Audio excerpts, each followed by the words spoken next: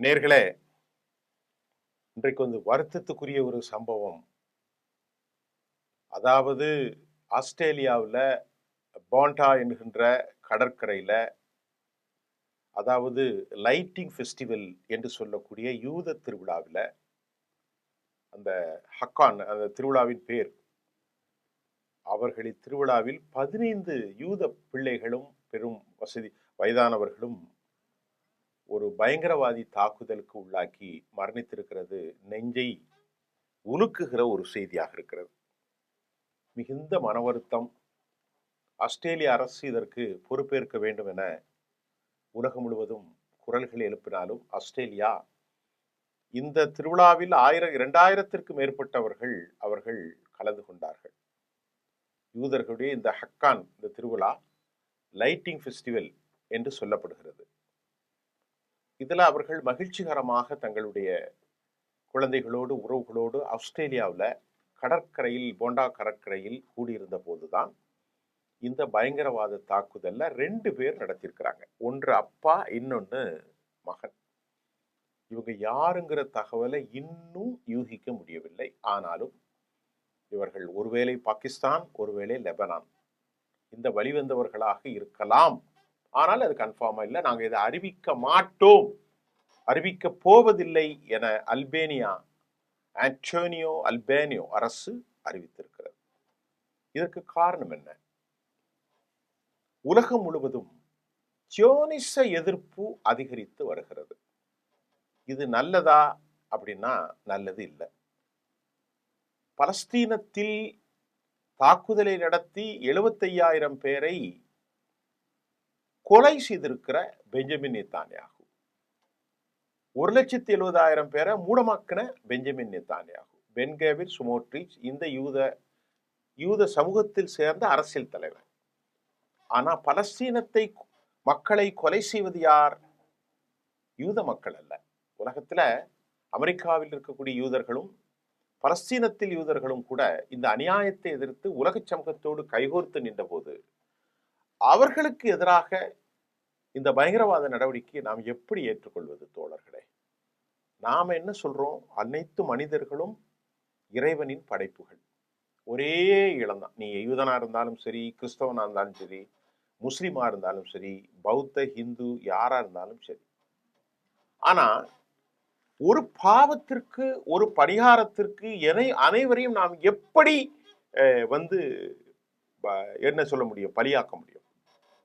யூத சமூகத்தில் பிறந்த அரசியல்வாதி பெஞ்சமின், அவர் தனது அரசியலை நிலைப்படுத்திக் கொள்ள கஸ்ஸாவின் மீது ஏவி விட்டு அமெரிக்காவின் உதவியோடு இந்த அநியாயத்தை செய்கிறார் என்றால் அதற்கு யூத மக்கள் என்ன செய்வார்கள்? அந்த ஹனூக்கா திருவிழாவில் அவங்க தங்கி இருக்கிற போது, கொண்டாட்டங்களில் லைட்டிங் ஃபெஸ்டிவல்ல இருக்கிற போது அநியாயமாக 15 பேர் கொண்டு போட்டாங்க. துப்பாக்கியால வெறித்தனமான சூடு. 40க்கு மேற்பட்ட மக்கள், பலர் குட்டுயிரும் கொலை உயிருமாக இருக்கிறாங்க. இதுல ஒரு சம்பவம் நடந்துச்சு தோழர்களே. அந்த ஏரியாவில் இந்த கொலைகாரனை மடக்கி பிடிப்பதற்கு காருக்கு வெளியே அப்படியே மெதுவாக சென்றவன் தான் யார் என்று சொன்னால், உலகத்தில் இன்னைக்கு பெரிய ஹீரோவாக ஆக்கியிருக்கிற அஹமது அல் அஹமது என்ற ஒரு முஸ்லிம். இவர்தான் மிக கவனமாக சென்று பின்னாலே சென்று துப்பாக்கியாளனை மடக்கி கீழே போட்டு அவன் சுடாமல் தடுத்து, அதற்காக அவர் மீது துப்பாக்கி குண்டுகளை மற்றவன் சுட அவர் இன்றைக்கு அபாய கட்டத்தில் மருத்துவமனையில அனுமதிக்கப்பட்டிருக்கிறார். சர்வதேச அளவுல $1,50,000 மேல் அவருக்கு நன்கொடைகள் குவிந்து வருகிறது மருத்துவ செலவுக்கு. அமெரிக்க அதிபரும் கூட பாராட்டி இருக்கிறார், ஆஸ்திரேலியாவும் பாராட்டுது. இந்த மாதிரி ஒரு மனிதநேயர்கள் இருக்கிற போது இதெல்லாம் ரொம்ப ஒரு ஆபத்து. நாம் இன்னைக்கு பாலஸ்தீனம் விவகாரத்தை குறித்து பேசல. நான் மறுபடியும் திருப்பி சொல்றேன், பெஞ்சமின் நேத்தான்யாகும் அவரது அரசும் செய்கிற இந்த அநியாயத்திற்கு உலகத்தில் எந்த யூத மக்களும் சமமாக மாட்டார்கள். அந்த நாட்டு மக்களுக்கு, யூதர்களுக்கும் இதற்கு தப்பில்லை. அதுல சில சதவீதம் அதை ஆதரிக்கலாம்.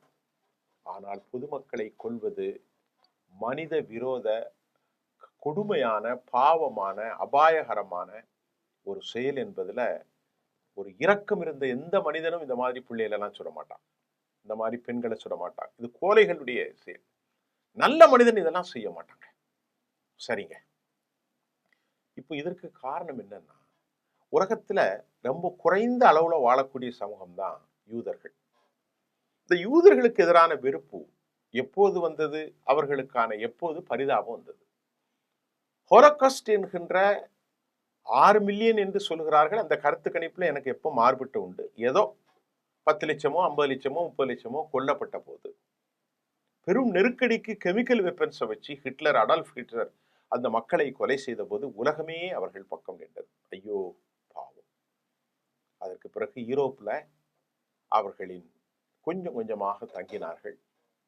யூரோப் கிறிஸ்தவ மக்களுக்கும் யூதர்களுக்கும் எதிராக விரோதம் அதிகரித்தது. நான் சொல்றது ஒரு 1.5 நூற்றாண்டுகளுக்கு 125 ஆண்டுகளுக்கு முன்பு 1800களின் கடைசி பகுதியில கிறிஸ்தவர்களால் இவர்கள் கடுமையான வெறுப்புக்கு ஐரோப்பாவில் உண்டாக்கப்பட்டதின் காரணம் இவர்கள் செய்கின்ற தொழில் வட்டி தொழில். இரக்கமற்றவர்கள், நண்பர்களுக்கிடையே சிண்டு மூண்டுபவர்கள். ஆகவே நமது வேதாகம கொள்கைகளின் அடிப்படையில் இவர்கள் இல்லை என்ற வெறுப்பு ஐரோப்பிய சமூகத்திற்கு எதிராக சியோனிச தத்துவத்தை முதலாக கிறிஸ்தவ மக்களுக்கு இடையிலே யூத வெறுப்பை உருவாக்கியது. இன்றைக்கு உலகம் முழுவதும் தேவாலயங்களில் கிறிஸ்தவ மக்கள் அவர்களுடைய வெற்றிக்காக பிரார்த்திப்பது அது இன்றைய நடைமுறை. ஆக அந்த நடைமுறையிலே கிறிஸ்தவ சமூகத்தில் சியோனிச எதிர்ப்பு உருவானதன் காரணம் வட்டி, பொருளாதார சுரண்டல், கோல் மூட்டுதல், சீண்டல், அரசியலில் அவர்களின் தாக்கம்.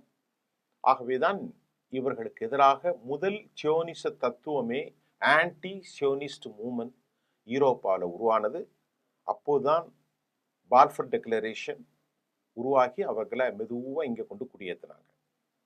இன்றைக்கு இருக்கக்கூடிய இஸ்லாமியர்களோ அரபுகளோ சியோனிசத்துக்கு எதிராக அல்ல, கிறிஸ்தவ ஐரோப்பிய சமூகம்தான் இதை உருவாக்கியது. காரணம், ஜீசஸ் கிரைஸ்ட் அவர்களை நற்கிரிக்கைகளின் நாயகனாக, நல்லோர்களின் தலைவனாக, அமைதியின் நாயகனாக, உலகத்தை, யூத மக்களை சால்வேஷன், நீதியின் பால், அன்பின் பால், சர்வதேச இணைப்புகளின் பால் கொண்டு வந்த இறை அருள் பெற்ற ஒரு மாபெரும் தீர்க்கதரிசியான ஜீசஸ் கிரைஸ்ட் அவர்களை கொன்ற இந்த பாவிகளை நாங்கள் மன்னிக்க மாட்டோம் என ஒரு குரூப் அங்கே இருந்தாங்க.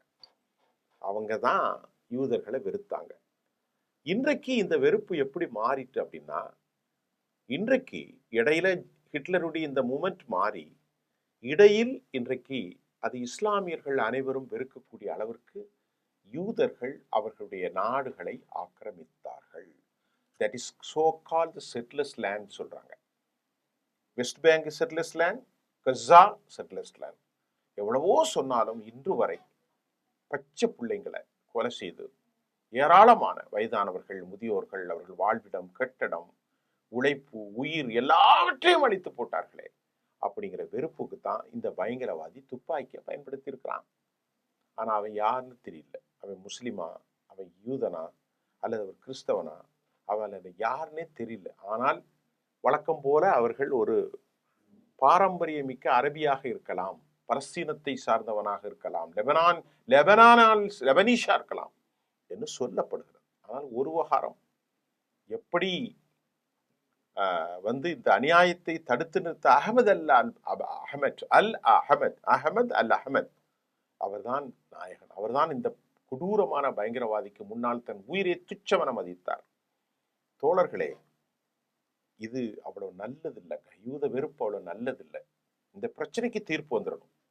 ஆனா யூத வெறுப்போ, முஸ்லீம் வெறுப்போ, கிறிஸ்தவ வெறுப்போ, இந்து வெறுப்போ நல்லதே கிடையாது. ஏன்னா நம் அனைவரும் இணைஞ்சு செயல்படும் மக்கள், நம் அனைவரும் மனிதர்கள். நமக்கு 1008 வித்தியாசம் உண்டு. ஒரு ஹோட்டல்ல போய் சாப்பிட்டா நமக்கு பிடித்ததை சாப்பிட்ட மாதிரி ஒவ்வொருத்தரும் அவரவருக்கு விரும்பக்கூடிய மதத்தை அவர்கள் விரும்புகிற மாதிரி பூசை செய்யலாம். அதுக்கு எல்லா உரிமையும் இருக்குங்க. பிறப்பால் உயர்வதால் இல்லை. அப்படித்தான் நம்முடைய தமிழ் சமூகம் சொல்றது. தயவு செய்து யூத வெறுப்பை அறவையோடு எடுத்துடணும். அது நல்லதல்ல. அது இறையியல் கொள்கைக்கு எதிரானது. ஒரு தனி மனித சமூகத்துக்கு எதிராக நாம் வெறுப்பு வைப்பது பாவம், மகா கொடூரம். அந்த அடிப்படையில் ரொம்பவே நான் கடந்த செய்திகளில் பலஸ்தீன மக்களுக்கு ஆதரவாகவே நாம் நிறைய பேசணும். அந்த மக்கள் மீது அநீதி செய்திடக்கூடாது. அதே போன்ற அநீதி தான் இந்த அநீதி. இந்த ஹனூக் திருவிழாவில் ஃபெஸ்டிவல் ஆஃப் லைட்ஸ் சொன்ன மாதிரி இதில் அந்த மக்களை கொலை செஞ்சதை யாருமே ஏற்றுக்கொள்ள மாட்டாங்க. இது பெரிய பாவம், பெரிய அநியாயம். 2000 மக்கள் கூடியிருக்கிற போது இந்த மாதிரி பயங்கரவாதிகளெல்லாம் அவர்கள் இனி வராத அளவிற்கு தண்டனை இருக்கணும். உண்மையிலே இது ரொம்ப வருத்தத்தை தருது. உலக சமூகம் உடனடியாக ஈடுபட்டு உலகம் முழுவதும் யூத மக்களுக்கு எதிராக, பொதுமக்களுக்கு எதிராக நடக்கிற அநியாயத்தை தடுத்து நிறுத்தியே ஆகணும். இது காலத்தின் கட்டாயம். அதே போன்று பலஸ்தீன மக்களுக்கும் விடுதலை வேண்டும்.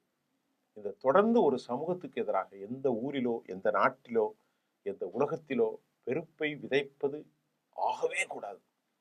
இதுதான் நம்முடைய ஒரு பத்திரிகையாளனா தொலைக்காட்சியினுடைய சர்வதேச செய்திகளுக்காக ஆயிரக்கணக்கான செய்திகளை தந்த நாம் இன்றைக்கு முத்தாய்ப்பாக ஆஸ்திரேலியாவில் போடா கடற்கரையில் நடைபெற்ற ஹனூக் திருவிழாவில் ஃபெஸ்டிவல் ஆஃப் லைட் ஃபெஸ்டிவலில் கடற்கரையில் சுட்டு கொல்லப்பட்டு 15 பேர் மரணித்து 40 பேர் அபாயகட்டம். அதில் எத்தனை பேர் பிழைப்பார்கள்னு எங்களுக்கு தெரியாது.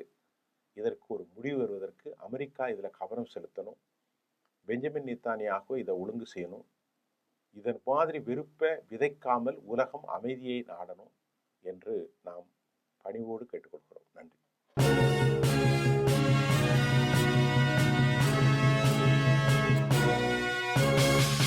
உடனுக்குடன் அப்டேட் தெரிந்து கொள்ள ஜெம் டிவி தமிழ் ஆப்பை இன்ஸ்டால் செய்யவும்.